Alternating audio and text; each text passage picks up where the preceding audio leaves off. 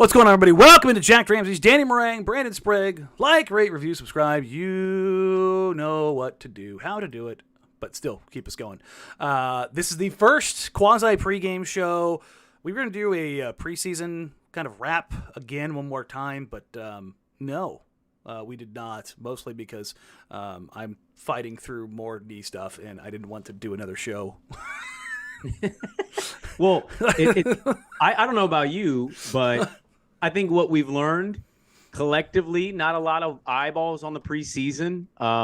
And so it's nice to have a game that actually matters. Yes. And to react to. Indeed. As a quick reminder, Jacked Ramsays is brought to you by Move Insoles. Get yourself moving. I got to get Nate to hit me up with the code there. We got to get a discount code going for the people. Move! Didn't do a mailbag tonight. We will talk quickly about Dame's debut for the Bucks because it was fun. Apparently, Somebody asked us if we would do a Bucked Ramsays. Look, man, I'll probably do like if the post or the live show for the Blazers Bucks watch party. We'll do something then. Maybe I'll bring the guys in from that cover the Bucks. We'll do a show together. It'll be fun. I'm trying to watch it. And we just lost you, Sprague. Did you lose me? Yeah, where'd your video go? Because now I'm in two boxes. You want to turn that back on? Yeah, I know. No, hold on. I accidentally hit a cord. It's always Brandon.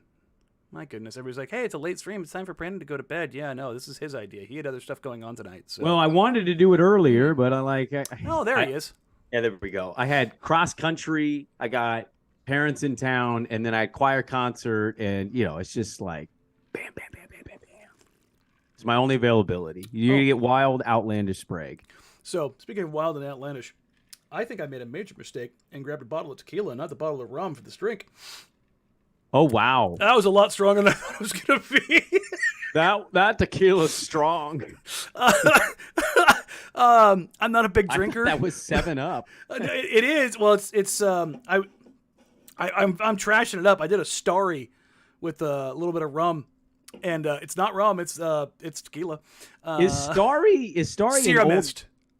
Oh, okay. It's rebranded. Rebranded as Starry. Yeah, so it's the zero sugar. Yeah. Mist. And anyways, I now have what do you call it? A ranch water. So Dusty got me a bottle of tequila for my birthday. Oh. What's the Clooney brand? Is that Casamigos? Yeah, it's Casamigos. Yeah. I never had it before. It's good. I'm a Don Julio man. Yeah, no, it goes down like water. It is amazing. Yeah. What did he get you? The Reposado, the Blanco? Yeah. No, the Reposado, which is actually clear.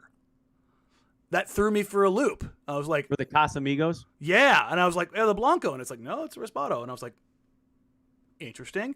Took a little to give a little test drive before a show, and it goes down smooth. Tell you what didn't go down smooth. Game one. Game one went down like gravel. Unfortunate start for Scoot. Let's go there right out of the gate. The wild turnover, greased pig. Full stop. The kid was jacked up on Mountain Dew, and he should be. It's his debut. It's in LA. It's against I can't oversell this enough. Russell Westbrook is a guy that he very much looks up to. I don't know. Have you seen the picture of the Russ dunk? The one we took with Russ? No. Or the Russ dunk when he's in the background grinning from ear to ear. Like before the game, Scoot talked about how, oh no, this is no big deal. It's Russ, it's whatever. It was a very big deal. He's 19. Don't let the kid lie to you. I respect that he's trying to be like, button up, I'm a professional. No, you're not, dog. You're 19. It's okay. It's okay. And honestly, we should encourage it. Have fun, man. Like these kids that are getting out there, like, their favorite players are Braun or Paul George or Kawhi or Russ or KD or Steph, and they're out there hooping with them. We got to remember this stuff is still a game.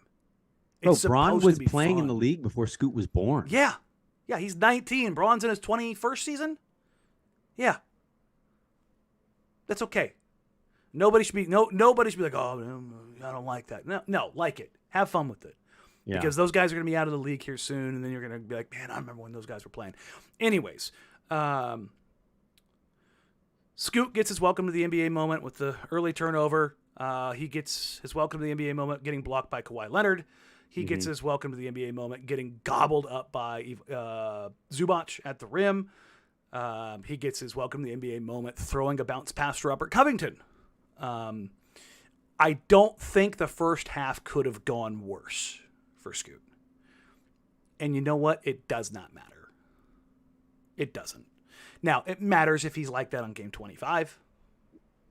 But games 1 through 5, if it's pretty sideways, it's kind of what I expect. How about you?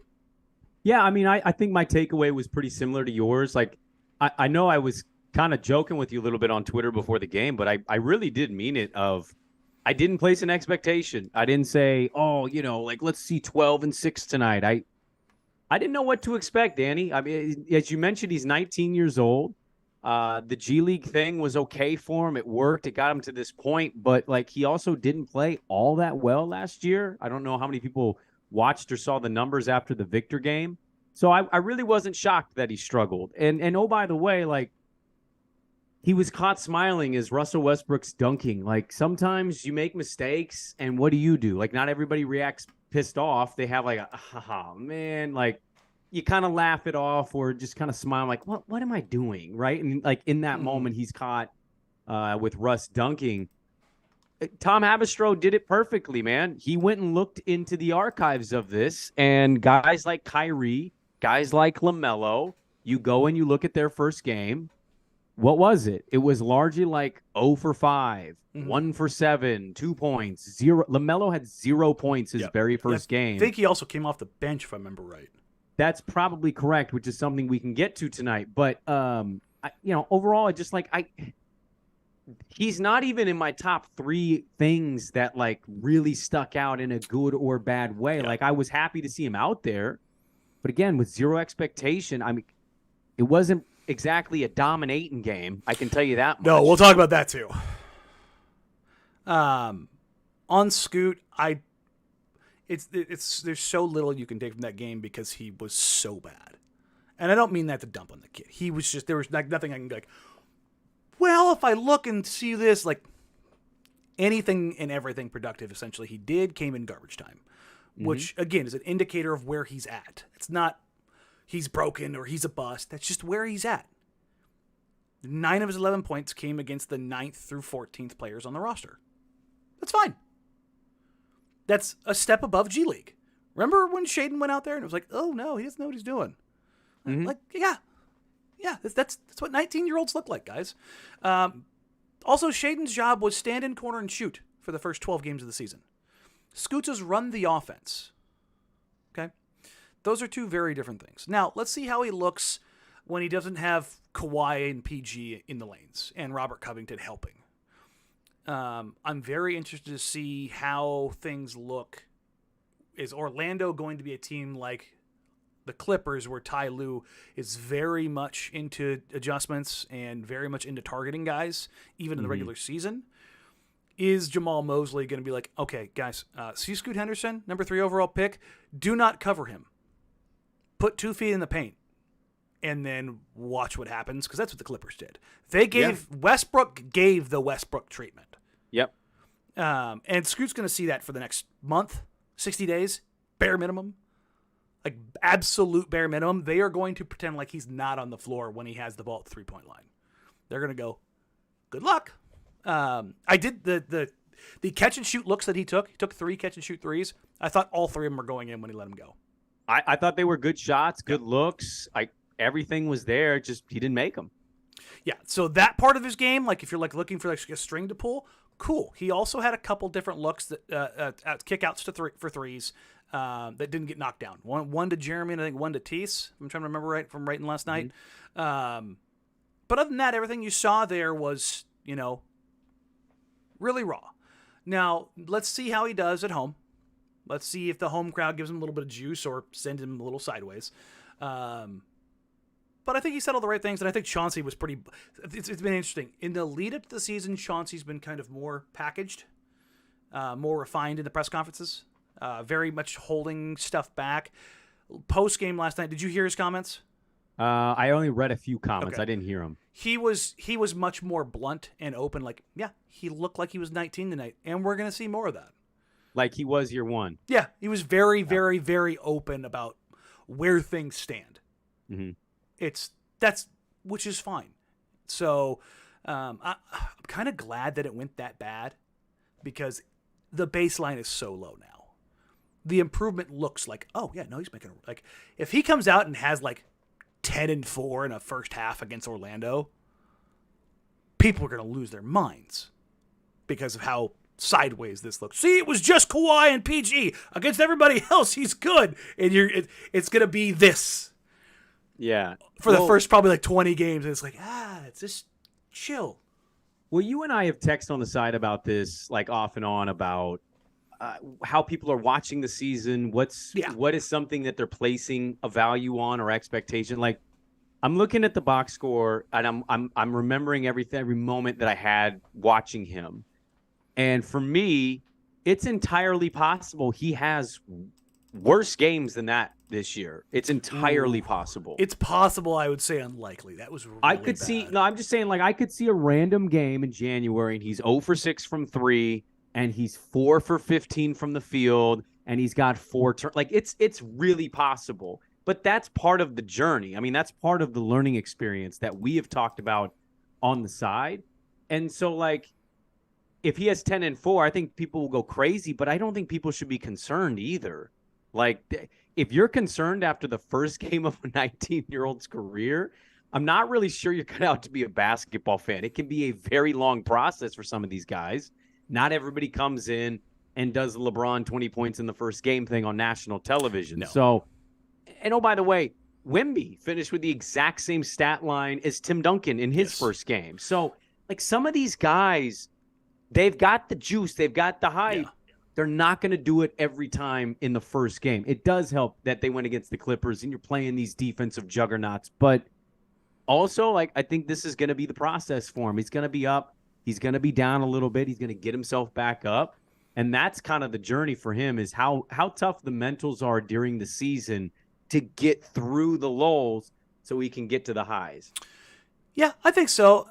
One thing I thought that was a little bit interesting with, as it pertains to Scoot, and something we kind of watched during the preseason, he only took one shot off the dribble. Everything else was catch and shoot or the floater. That first floater he missed by about 6 feet, and I was like, "Oh no, the kid's jacked. Like he's pinging, he's revved out right now." He did C4 right before the tip off, and it's just like hit his veins. Just like, yeah. Right. He came out in the second half, and whatever Chauncey told him, and I have a reeling suspicion it was something like, "All right, now that you got that bullshit out of your system," right?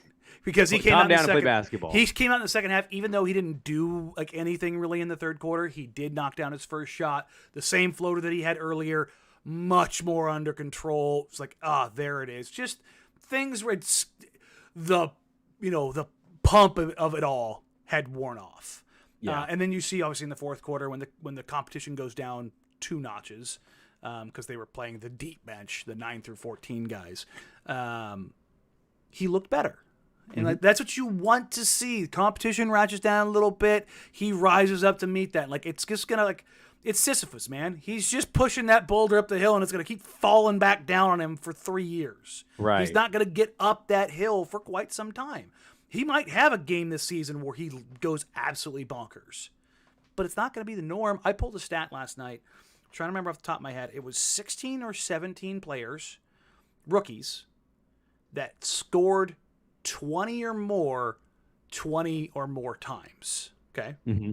There was 4 rookies in NBA history who scored 20 or more, 30 or more. I'm sorry, in the last 10 years. There was 4 rookies that had scored 20 or more, 30 or more times in a season. There were 3 rookies who had scored 20 or more, 40 or more times in a season. So there are 3 rookies in the last decade who managed to score 20 or more points more than half the season. Mm. And keep in mind, that's guys like Donovan Mitchell, Luka Doncic, Trae Young, guys that were instantly, he's him. Yeah. Their rookie years. Yeah. And even those guys weren't dropping 20 night after night after night after night. So to be fair, if Scoot gets 20 like 18 times, he's doing just fine. Yeah. I'm not concerned about Scoot. I didn't walk away from that game or go to bed from that game and say, oh, man, I'm going to talk a lot about Scoot.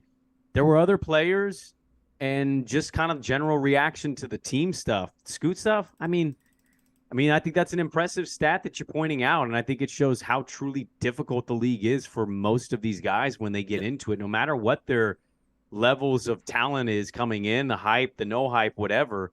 When you have 3 that have done it that many times and that's it in the last decade, I think it tells you what he's going against here. And look, some of this is just going to be you getting knocked on your ass. Like, welcome to the NBA, kid. Because Chauncey, the one thing Chauncey said, and I think they did this in game, was he isn't just a kid, rookie player playing now. It's like, hey, the 3rd pick in the draft who thinks he's hot ass, that's who we're going against. Oh, really?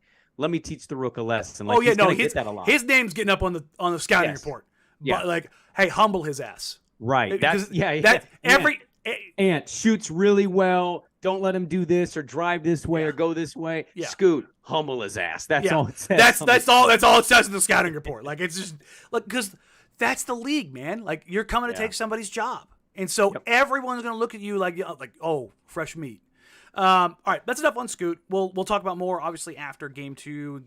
We'll come back to the whole start bench thing because I had a lot of people hit me up about that last night. If we don't get to it in this pod, at least table it and let a couple games go by before we maybe. That's where I was going to go. Okay, all right. So essentially, was like, I'm not going to make any decisions on that for probably 12 or 15 games. Yeah, no, I think we kind of think the same thing, but I want to see it more. Yeah. Before we talk about it. But that's kind of for anybody wondering, I'm talking about Scoot coming off the bench, Shaedon Sharpe starting, Ant moving to the 1, making things a little bit easier on Scoot, putting some training wheels on him, making it make sense for Scoot. You can throw a guy in and say sink or swim, but when they can't swim, you don't let them drown. Mm-hmm. That's the analogy that I'm going with on this. Like, you gotta throw them a rope. You gotta pull them out and like, all right, let's put the floaties on, figure it out. No big deal. Right. To tell you what, who could use some floaties last night? Deandre Ayton. I don't know who was more jacked last night, Scoot or Da. Da had 4 fouls in 10 minutes. Man, so 10 minutes. Hey, I gotta pull this back up real quick. Yeah, go ahead. I believe it was 10:43 that he picked up his first foul. Let's see. We have 3 more in like the next 2 minutes. Holy see all plays. All right. I'm gonna scroll a mile back. There we go. Control F. Ayton.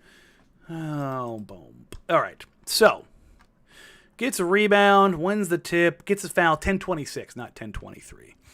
So a minute and a half into the game, he picks up the loose ball foul on Zubac reaching. Okay. Gets another rebound. Gets a steal. And like at this point in time, he's got 2 rebounds of steal. Playing Zubac, I think, pretty evenly. I'm like, oh, okay, this is kind of fun. This is kind of what I expect from DA. Then he, after the steal, he gets another foul where this, I think, is probably the foul that I'm least bothered by. It was the charge. He catches the ball in the short roll. He takes 1-2 and aggressively goes. And I'm like, I don't know if I liked that call though. Like we can talk about being overly energized and aggressive and getting into foul trouble, but like I wasn't in my living room going, yeah, I thought that was a clear charge. I was kind of like, yeah, that's where I'm at. Again, I'm not trying to make an excuse for him, but like he picks up 2. That's when the switch has got to flip. Like he's not 19-year-old rookie. This is played in the finals, anchored a defense against Giannis and the Bucks. Like, you need to know better. Okay. The thing about DA is, have you ever seen the fouls for his career? What do you mean? Like his fouls per game? I don't know what he averages. He doesn't foul. This is his averages year by year. 2.9, 3.1, 2.8, 2.4, 2.8. So sub 3. Which is very low. Yeah, for you're a never big. concerned about that guy. No. So that part of me thinks he's like, I need to go out here and prove it. I'm just, So he gets the leash, picks up the third. And I'm just like, all right. Chauncey gives him the second chance, obviously in the second quarter when he gets back out there. Bang, fourth. Mm-hmm. And I'm just like, can't do that. Brother, you have got to know better. And this pertains to Scoot. Scoot is going to have issues on his own. You cannot compound them by giving his pick and roll partner putting himself in that position. That can't, because Scoot DA pick and roll, defense is going to pack the paint and tell Scoot go the other way. And DA is going to have a tough place to drive. But what also that means is the defense does pack in. That opens up the backside, whether it's Anfernee Simons, swing, Jeremy Grant.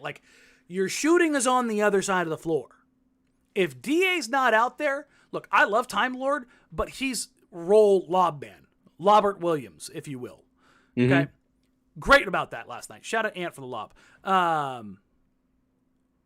But he has got to be smarter about that, not only for himself, but to protect the team and to protect Scoot. No one needs DA more on this team than Scoot. Mm-hmm. A good pick and roll partner will make life infinitely easier for Scoot. To pick up that fourth foul was so damn frustrating because you saw his rebounding. For 23 minutes, he had 12 rebounds. He also had 3 steals. Yeah. Okay, this is, you're doing some other stuff. I've seen some other people say, you've got to do more to get him more than 4 shots. Do you? When he's got 4 fouls in the first half, do you? Danny, they already came out and said, we're not using him like he's Joel Embiid. Maybe more than 4 looks, okay, but they're not force-feeding that situation, I don't think. So no, I think they're going to do. Look, I think in the pecking order, it's going to be Ant, Jeremy, Da. I think he's going to be right there in total shots on any given night. Brogdon ended up leading the team in scoring, but he picked up 13 points in the fourth quarter when the game's out of range. They're going to get Da shots, but they're not going to force feed him. But at the same time, he's got to help them out by staying out of foul trouble. Yes. If I'm looking up at halftime Friday night and DA's got 3 or 4 shots, then I'm going, okay, what's going on here? This is a problem. But I don't think that's going to be an issue going forward. But he shouldn't be in foul trouble. No, exactly. I think this was a situation where he's jacked, trying to show that in his new home, and he just overdid it. I think DA's got to pull it all back. The DA Robert Williams lineup, that is immediately the one that I want to take all of the duct tape in the world, wrap it around that lineup, stuff it in a pumpkin shooter, and shoot that goddamn thing into the sun. Not a fan, huh? Oh, it was a train wreck, and I don't want to watch it again. I love both those guys. They can't be on the floor at the same time. I thought Robert Williams was pretty good for them last night when he had to come in the foul trouble moments. He was great by himself, but those two together? Yeah. No. I would have but we would have both not signed up for that before even seeing it. Would you have wanted that before? I heard a couple people saying, I really want to see those two guys together. Ayton can play the 4, and Williams can play the 5. No, they can't. No, they can't. Excuse me. Offensively, okay, sure, you can maybe talk me into that. Defensively, they both wanted to go to the rim. Williams is great as a helper, but he doesn't want to. He got switched onto Bones, and he was like, nope, don't like this. I think it was Brogdon. He was like, nah, come up here. Who he has a relationship with, played with him in the Celtics. That rapport should be there, and they're both wires crossed disaster. It was an atrocious lineup. I don't want to see those two guys on the floor together. Just hard pass altogether. Let them each play the 5 spot. Call it good. If they want to tinker with that and they want to try that down the road when the basic framework of the defense is more in place, cool. We can work with that. Yeah, but it doesn't work for. There's one team in the whole league it works for, Cleveland. Well, it worked for Boston when they would go with Al and Time Lord together, but also you have Tatum, Brown, and Derek. Listen, the offensive stuff I'm less worried about because I think the offense is going to be stinky anyways. Sure. But defensively, the Celtics also had Jason Tatum, Jaylen Brown, and Derek White. So like they'd all play together for years. Like you could put Time Lord as like. I understood what Chauncey Billups is doing in the sense of like, okay, I'm going to put Time Lord as a roamer on the floor with Time Lord guarding Russell Westbrook because we don't care about what Russell Westbrook shooting. Right. Like, I get the theory behind that. Totally cool. But like your basic framework defense isn't in right now. Let's roll back here and that's Ayton real quick. Do you have anything else on Ayton other than like get it together, big fella? I mean, it's pretty disappointing. He was easily, for me, the most disappointing player last night by like a galaxy mile. Yes, I would not disagree. They traded. I mean, Danny, it's one game, I know, but they did trade for this dude. Like, this is their center for the future, I think, in their eyes. And like, maybe it was just hopped up on the same Mountain Dew that Scoot had. Maybe it was the pressure he kind of applied to himself that I don't know if he thought he was doing it in the moment, but he kind of did by this whole, like, they call me dominating. Like, I'd never heard that nickname in my life until he got to that press conference. Rebranding and all that stuff, I'm all cool with. Yeah, but you kind of, I mean, he did put some like, okay, dominating. When you say like, dominating a basketball game, I'm put that money behind it. Yeah, put some money behind it. 4 blocks, like not foul trouble, and he got 4 fouls in 10 minutes, and I'm like, you know what it felt like? It had a real Yusuf Nurkic vibe of like, come on, man. Come on. What are we doing? That was how I felt. Tracking cameras doing the weird stuff again, not tracking. Got my boxes in the corner. There you go. I'm moving stuff out of here finally.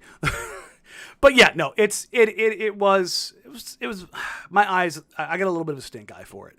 But my final thing I'll add to it is the only upside to it, and this is like slim, is when he goes to the bench. There's not a 6'8" guy coming off to play center. There's Robert Williams, 6'9", 6'10", but he's also like, if he was healthy, he would start on most teams. That's what I'm saying is he should be starting on somebody's team right now, not being the backup. It's like that was kind of nice to know was coming off the bench. Indeed. So that part of it's cool. Defensively, they were so bad last night. They were awful. Have they worked on it? Have they practiced it? Okay, so. I want to kind of set the scene here to kind of get an understanding of how in the last preseason game at home, Chauncey Billups pregame sits down, and Chauncey's great in media availability. He will tell you kind of what's what, so to speak. Also, this camera's driving me crazy. There we go. And I can't remember who it was. I wish I could give credit. They're like, what's it like to coach such a young team? And it wasn't exasperation, but he kind of like put both his hands on the table and leaned back and took a deep breath. He's like, to be honest, man, I don't have enough time. Like it was, guys, we are well behind schedule. Like that's what he's like. I get into a drill that's supposed to be 5 minutes long, and now it's 8 minutes, and now I need 5 more minutes, and now I'm in this for 10 more minutes. And then he's like, now I look at my paper and I have to drop one drill because we need to spend more time on this drill. And it's like, I end up doing that for multiple things. And it's like, where does the time go? And I think it was Richmond said something like, no 3-hour practices. He's like, we had a few of those in Santa Barbara. And it wasn't like a negative thing. It was just, y'all, this is a super young team that needs a lot of work. Because you're just like, you can say, Ant needs some work. Scoot needs years of work. Literal years of work to catch up. Ayton's trying to figure out what the hell he needs to do here while also covering up for the guy that needs years of work. Tease only played 25 games with this team. Your top 10 has 2 guys who had real minutes last year in Ant and Jeremy, Jabari notwithstanding. Mm-hmm. So you can say 7, but it's really 8 of guys who, and honestly, Tamani Kamara took Jabari's spot. We haven't talked about that yet. He did. Tamani was the first guy off the bench for the backup 4 spot. which thought that was interesting. And it was very interesting to hear him say that during the preseason. Like, oh man, they got a lot of work to do. Okay, and you saw that play out defensively. They were terrible in transition. One of those that fourth foul that DA got was because Mason Plumlee got out ahead of DA. They threw ahead, and none of the Blazers walled off. Mason Plumlee just straight to the rim, dunk. DA tried to get there, shouldn't have taken the dumb foul, but he kind of looked at his teammates like, "Did y'all see that? Do you want to? Anybody want to step in front of him?" So he's filled the Larry Nance void, which it's a necessary void. The void. Accountability void of like, hey, what are you doing? And if anybody doesn't know what we're talking about, Larry Nance burning holes in the back of CJ McCollum's skull. Going, what are you doing? Yeah. Yo, you're not supposed to be there. You're supposed to be here. Why aren't you here? This was one of the things to watch for me, and it's one game, so here comes Orlando. I am curious when this like it bothers him to the point where you can clearly hear yelling. You know what I mean? Because that's not going to be the only game where that defense happens. That defense is basically going to be here year round. And I think there's going to be a lot of those like, what are we doing? Yeah. And I think DeAndre needs to mentally prepare for that. Honestly, I kind of hope he is the guy who, because again, who's the guy here? It's him and Rob. Those are the two guys that have been on title contending teams anchoring them defensively. And I mentioned it before, the guy that was talking the most that I ever heard on the floor is Rob, his Time Lord. He's the guy that's talked the most, hands down. I would like to see everybody else play more or talk more actively on the floor, but we'll work our way there. The transition defense was awful. Their rotations were very bad. The zone continues to be problematic. Again, I will finish this crap sandwich with a good piece of bread. Ant didn't play like caveat good defense. Ant was probably the best defender of the night for the Blazers last night, both in isolation, in pick and roll. Ant bodied up with Kawhi, with Paul George, with Russell Westbrook, fought over screens. Got like I think he finished the night with 2 steals. I think he finished with 2 steals. I got it right here. He had 2 steals. Yeah, active in the passing lanes. Like he was good on that end. If that Anfernee Simons is out there defensively every night, that's a pretty significant change in his game to not only just be competitive, but to be disruptive. And I was like, okay. Part of the problem, I think, for some players, Danny, in playing defense and giving that effort that's necessary, like some guys instinctually just good. Like they just understand kind of that side of the ball. Mm-hmm. And a lot of other guys get by just with the effort. Sure. I'll believe you on this. I'm not saying I noticed him being truly tragic on that side of the ball compared to some of the other players, but he also did struggle from the field. And like some of this to me has always been some players that choose not to really do it, like really do it. I think it's because you take into consideration how much it can wear you down, right? Like going against, I think they did this last year in the preseason, and we noted this on the podcast. When he was on the block against Kawhi. Yep. You remember this? Kawhi in Seattle. He was, yes. I talked to him about it. And he was like, yeah, no, I've been putting work in the weight. Yes. And I like seeing that stuff, but that's 6'7", 6'8" Kawhi Leonard. Like Kawhi Leonard's not small, man. Kawhi Leonard's massive. Kawhi's 6'7", probably about 245, 250. And you ask a player in the NBA, he is a dump truck. People think he's one of the strongest. Yes. And like there's something that comes with that. It's you don't quite have the legs to shoot the basketball the same as if you're fresh. And so like I'm not saying it's entirely why he shot poorly from the field last night. It's just something to kind of follow. If he gives that same effort defensively against Orlando, do those shots just go down and like this is a moot point? Or is it like, Ant's playing really good defense, and then you look at the offense numbers, you go, he's shooting, his percentages aren't great. Like it's something to kind of monitor. No, I think it's fair. Trying to figure out how to manage that load, so to speak. And I didn't think about it necessarily in those terms when I was because he started out hot. I think he came out, and I think he just missed some shots, to be honest. I couldn't believe he couldn't score over 20 points. I thought that was a done deal. Well, I know. That's because you bet on it. Oh, no. Full disclosure, I absolutely bet on it. You and Dusty both did. It had an AD vibe of like, hey, that part of the bet's going to hit for sure. And it was like, no, it's not. Yeah. But also, Ant didn't play for 10 minutes of game time and only played, I think, 27 minutes, which is about 7 minutes less than I think he'll play most nights. Yeah, for sure. If he plays those additional 7 minutes, you're probably looking at him at like 25-7, 25-6. Yeah. Which the things that I took away, because Ant's always going to be able to shoot the hell out of the ball. Now, that's going to come and go in games. Even Dame. Dame was like, 4 of 12 from 3 tonight. But the things that stood out for me for Ant, 1, defense. 2, he was getting to the free throw line. Like getting down.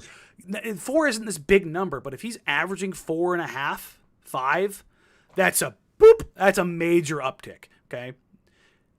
Number 3, his change of pace, allowing him to get to the rim, because his thing was always in the past 1 gear, stop to full speed, and you could time him when he was going to go up, even though he was a great athlete. He's changing gears on his drives, and it's confusing defenders. That's an elite skill. That excel, decel, like changing speeds on one step, keeping guys off balance. He drew a foul on Zubac, and I don't think most people recognize it. I know Lamar did, because he did the same thing I did during the game. He was curling it back to yam on him. Mm-hmm. And I think people thought he was going to turn it over and finger roll. He was going to dunk on his ass. And I went, oh my, like you could see him kind of gathering and loading up, like, because Ant's you can tell when Ant's going up to dunk, because he does like a Shaden, like you can never tell unless he has that runway. You're like, oh shit, he just like it's 40 inches, quick jumps, like good God, he's up in the air. Right. Ant, you can see him load, and because he's an off 2 jumper, when he went up off 2 and it curled it over, and I was like, he's not, he is, and then he gets fouled. And Lamar did the same thing. He goes, he was going to try to pack that. And I thought the same thing. I was like, he was going to try to dunk that on his head. So there's this level of aggression and willingness to drive that hasn't been there for his career. The things that we talk about, like the physical play, not only on defense, but on offense, but a willingness to go in and be aggressive, get to the rim. Like, if those things are there, for reference, he had 12 drives last night. I pulled the data on a little bit ago. 12 drives last night, and he finished, I want to say his per drive was like 1.16 points, which would be like 85th percentile. Very good. That's about 3.5 more drives a game than he had last year, while playing 7 minutes less than he normally plays. So, and he really didn't do a damn thing in the first quarter. Well, no, he didn't. He was kind of slow out the gate. Yeah. Is this, again, something to monitor because it's one game, something he's kind of like aiming to progress in for free throws? He highlights on the team bus leaving like, hey, I got to the line tonight. Like that felt kind of good. Yeah. Being aggressive, knowing you have the ability to get by guys, be a little shifty, hesitate, be able to dunk on somebody's head. I think his aggression is the thing to kind of watch. Like, does he... Did that kind of open it up, Danny? Did that make him feel I can do this. I can absolutely do this. It doesn't have to be all threes. The interesting thing was too, with the way the Clippers were playing him, Ant can get the 3 basically anytime he wants, but the Clippers did come up and try to get the ball out of his hands a few times. Also, they tried to be super physical with him. Did you see the mid-range pull-up on, I think it was on PG? Mm-hmm. Ooh, buddy. That is a superstar shot. When you talk about like what does Scoot need to get to, Scoot doesn't need to have that shot right now. But if Scoot Henderson is going to be a star, that's the shot. That's the shot stars hit. The one where they're trying to take everything away from you. They wall you off. They trap you at the 3-point line. They're saying, hit that 18-footer. They're forcing you into it. They're like, we want you to do this. You go, I'm going to take what I can get. It's not settling. It's taking what you can get because you've poked and prodded. You've tried the three-pointer with the pick and roll, and they're not allowing you. They're going to trap you. They're going to take the ball out of your hands. You're getting around that, and you're getting downhill in the middle of the floor, and they're walling off and sending three towards you. You've kicked out a few. Miss some missed shots. Okay, I need to hit a tough NBA shot. He hit that shot on one of the best defenders in the league, and it was nasty. Mm-hmm. And so kind of putting that all together, this is what I want to get to with Ant. You saw last night why the offense needs to run through Anfernee. It needs to run through Anfernee because it's going to make things easier for Scoot. I'm not saying Scoot needs to sit on the backside and watch the game. Everybody keeps misunderstanding that. The offense needs to be built on Anfernee Simons because you saw it last night. He draws eyeballs. And if Scoot is going to play with Anfernee, he needs Anfernee to be aggressive to open up seams for him to work. Yeah, but the offensive side was interesting to me because it felt like watching it, it was just really relying on Anfernee Simons to just get the shot or look.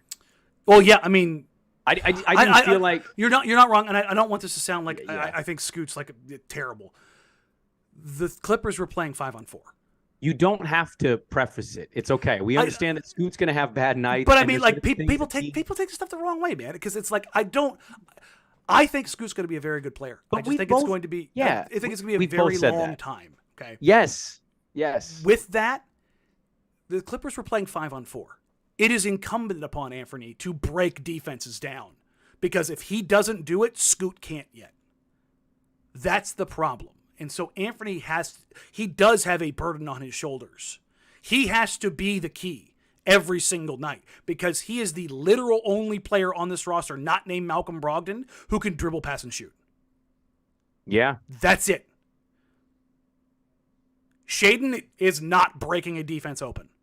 Like, you saw the difference when Malcolm Brogdon got on the floor. Like, oh, yeah. Oh, there you go. Professional point guard play. Like, that's what that looks like.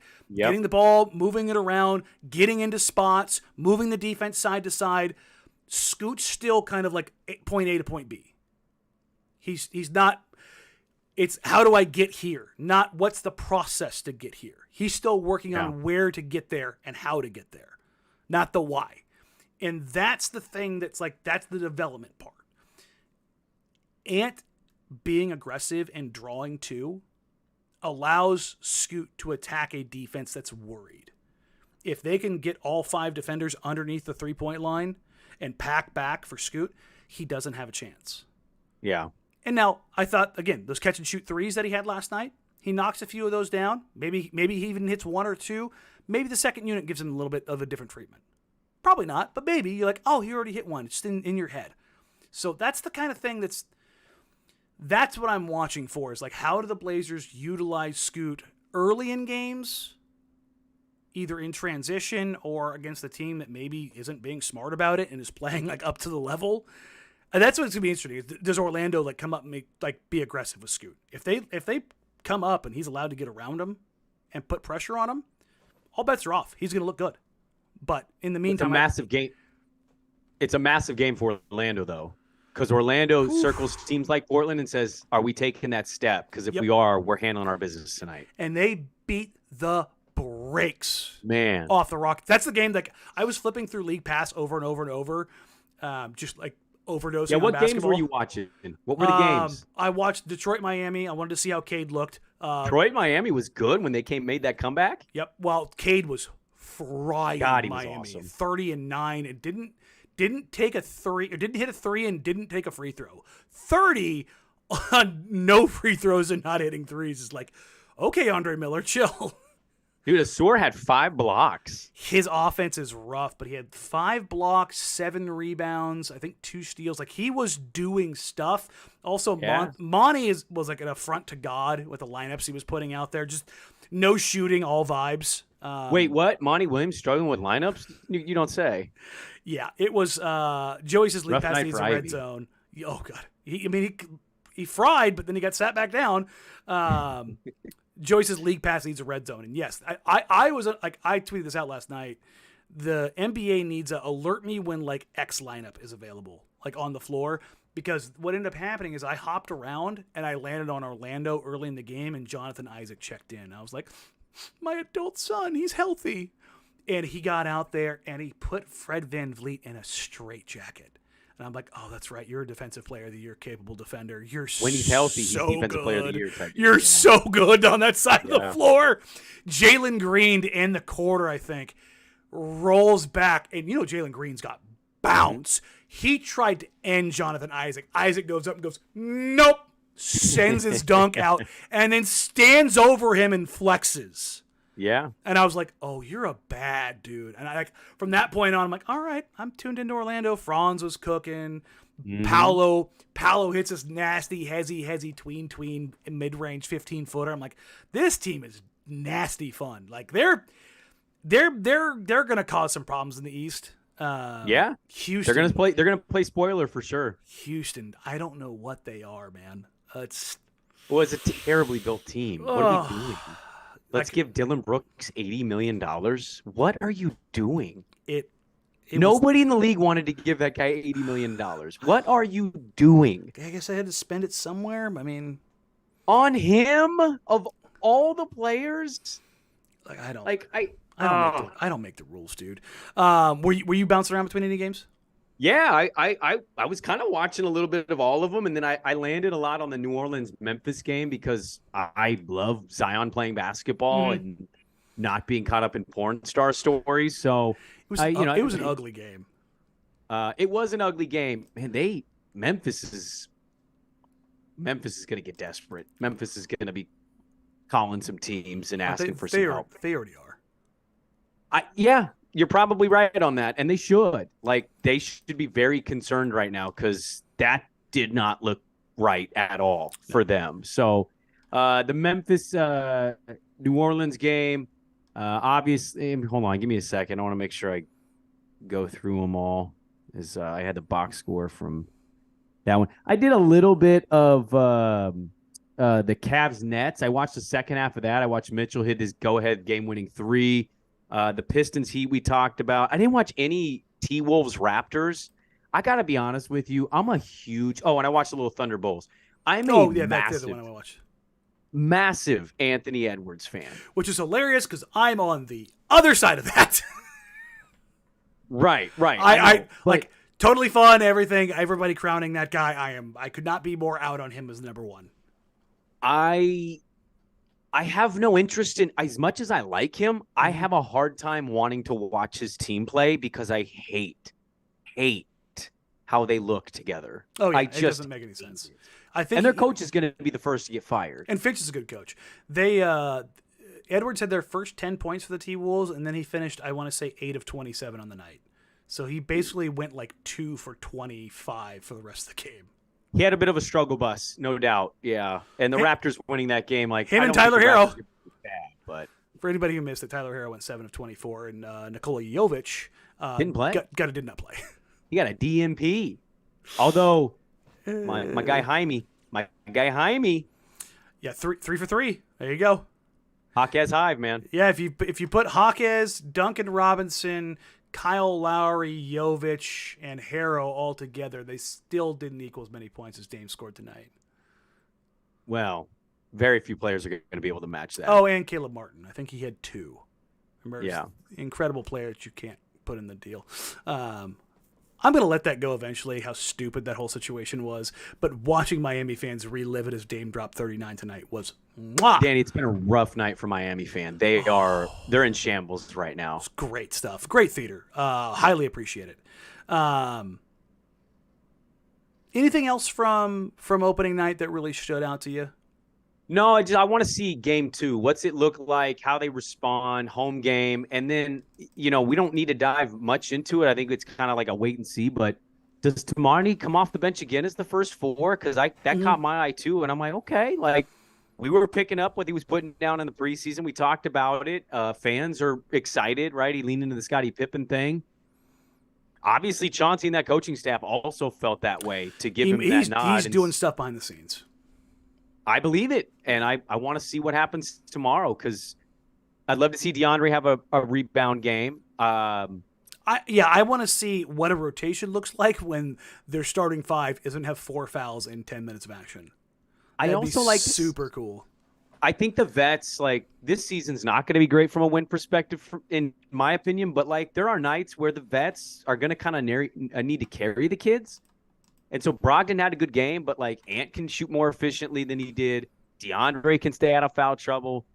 And, like, Jeremy, I think Jeremy Grant's a great dude. You know what? Can you have a presence at all? Like, yeah, Jeremy did not show up last night. He just floated through the game. Like, I saw him out there, but, like, he was just like, let me know when it's my turn to go out. I'm ready. Like, I don't know. There was no presence there. I want to see and feel a presence from the veterans. Yeah, and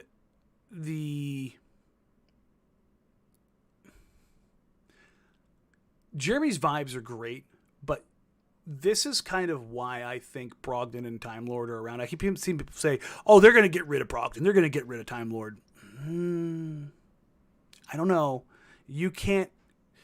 I've seen more than a few people in the chat tonight, but on Twitter of like, those guys need to go and clear rooms so Scoot and Shea can play. No, they don't. When you're not ready to play in the NBA, you don't move the veterans out of the way just for the sake of minutes. Minutes of getting your ass kicked is not useful. Like I don't think people truly grasp that. Like, if you're so far out of your depth that it doesn't matter. Like, that's not good work for you. Good practice makes good. Bad practice makes bad. Like, I know that sounds very caveman. Bad practice makes bad. But, like, yeah, it sucks. I made this drink and I took like a sip of it because I made it with tequila accidentally. So it's a little spicier than I expected, but it's good. It's like a little ranch water. But yeah, it's just, But Memphis comes calling with like 4 or 3-2 draft picks. Like, I don't know. Like, but you're also been like, yeah, I want Brandon Clark back too. Like, you've got him over a barrel. Yeah, you got to fill that void. Yeah, like you've got him over a barrel. So, that kind of situation. But what I think you saw last night is something that is going to be prevalent for most of the season. Scoot doesn't need to play like 34 minutes in the game plan because most nights Portland's going to be out of it, and Scoot can go play garbage time. Because, as Chauncey said, Shea and Scoot are 19 and 20. They need the minutes. Yeah, they for sure do. And he was talking about not just like any minutes, like the garbage time minutes. Like, that's what's good for them. Like, they need that time when, like, that's like very simple example that is very poignant 5 years later. Anfernee Simons' rookie year against the Sacramento Kings.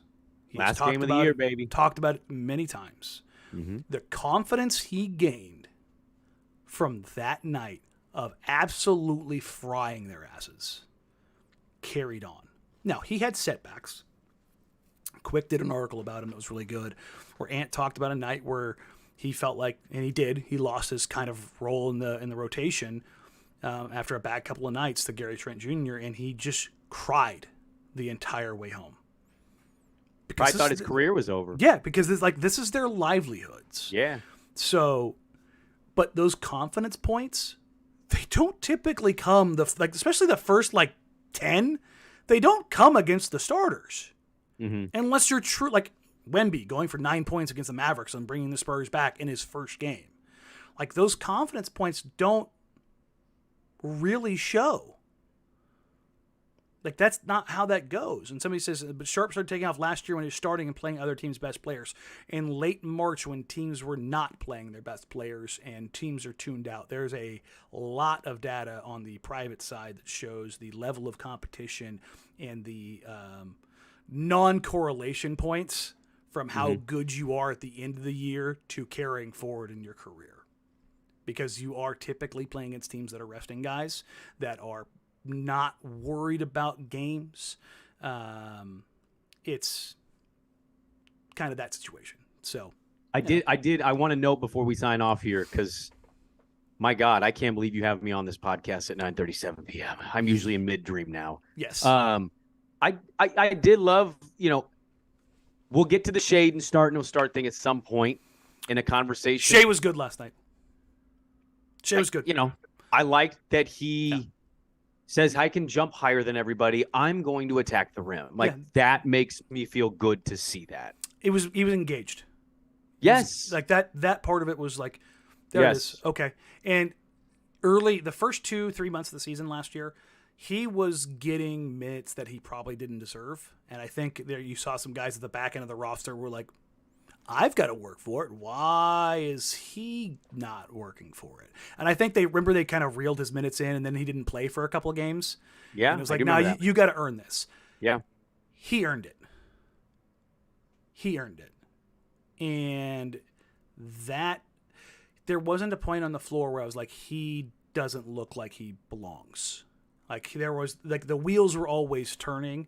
It wasn't a perfect night. He didn't shoot well, but I didn't look at that and go, he's not ready for this. I'll take an off night shooting all day if it means he's kind of figuring out and becoming aggressive on the glass and getting put back dunks. Just being aggressive in general. Just being aggressive. No, whether it's on the glass, whether it's on defense, whether it's on offense, like whatever it is, aggression and Shaedon Sharpe, if those things become synonymous, that is a win for the Blazers. Agreed. So I will be in the building tomorrow night, so no watch parties. That'll be the world that we will live in throughout the season.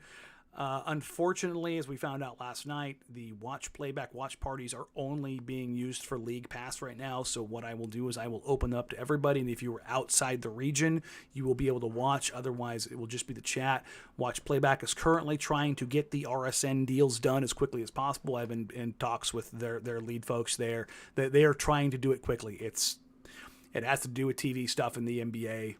You got to go through certain things, the hoops you got to jump through. So those will remain open down the stretch. Joey's asking if we do Danny After Dark. It is a Friday night, so perhaps I will. Depends on what time I get out of there. If I'm not out of there at like midnight, we might do a Danny After Dark, first one of the season. One way or the other, we'll get the mailbag show going on Sunday, and we'll have a couple games on our belt, and then we'll kind of go from there. It's I don't know if we're gonna get Danny After Dark. It depends what time Scoot gets you home. There you go. Get out of there quick. Get on the scooter. Little ride along with Scoot. Scoot, take me to Newburgh, buddy. How he doesn't have a scooter endorsement? What is it, the Lime scooter? Like, come on, figure this out, people. It's too easy.